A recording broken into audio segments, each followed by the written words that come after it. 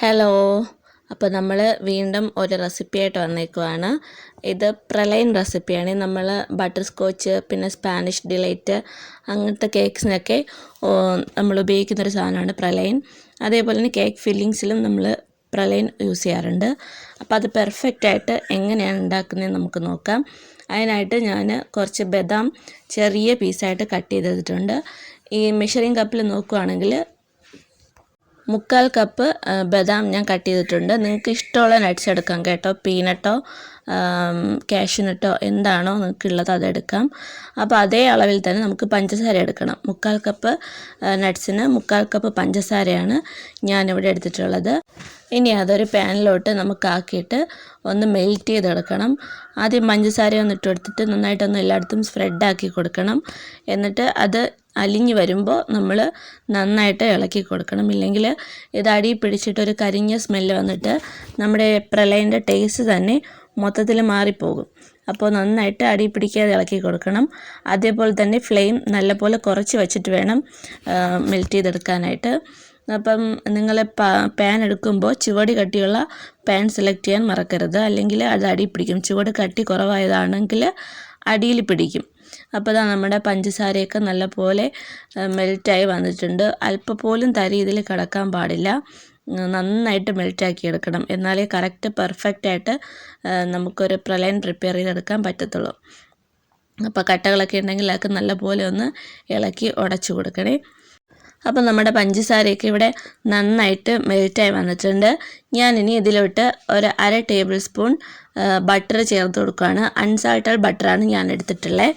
പിന്നെ റൂം ടെമ്പറേച്ചറിൽ ബട്ടർ എടുക്കാൻ പ്രത്യേകം ശ്രദ്ധിക്കണം.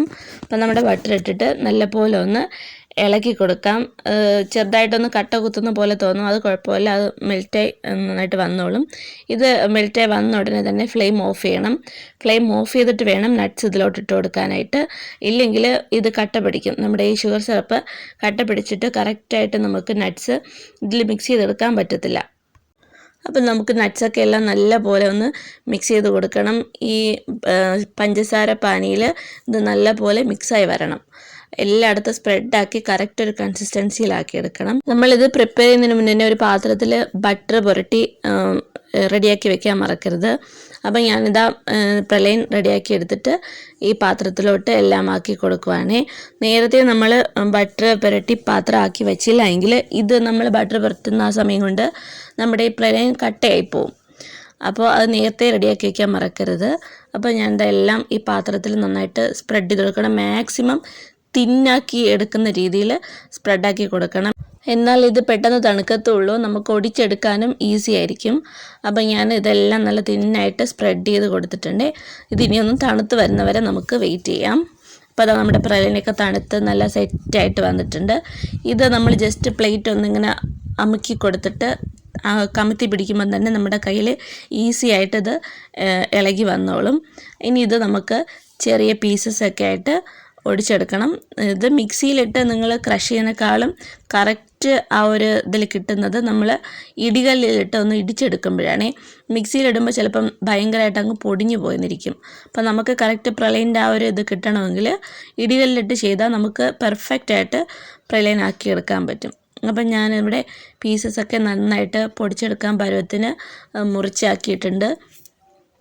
ഇനി ഞാൻ ഒരു ഇടികല്ലിലിട്ട് എല്ലാം നല്ലപോലെ ക്രഷ് ചെയ്തെടുക്കുന്നുണ്ട്.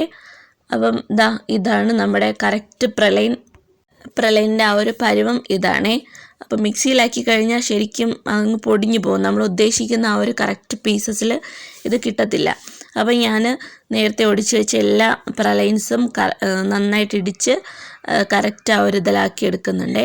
അപ്പോൾ അതെല്ലാം ഇടിച്ചെടുത്ത ശേഷം ഇത്രയും പ്രലൈൻ കിട്ടിയിട്ടുണ്ട്. അപ്പോൾ എല്ലാവരും ഈ റെസിപ്പി ഒന്ന് ട്രൈ ചെയ്ത് നോക്കണം. കറക്റ്റായിട്ട് ഈ മെത്തേഡ് ഫോളോ ചെയ്താൽ നല്ല പെർഫെക്റ്റ് പ്രലൈൻ നിങ്ങൾക്ക് പ്രിപ്പയർ ചെയ്തെടുക്കാവുന്നതാണ്.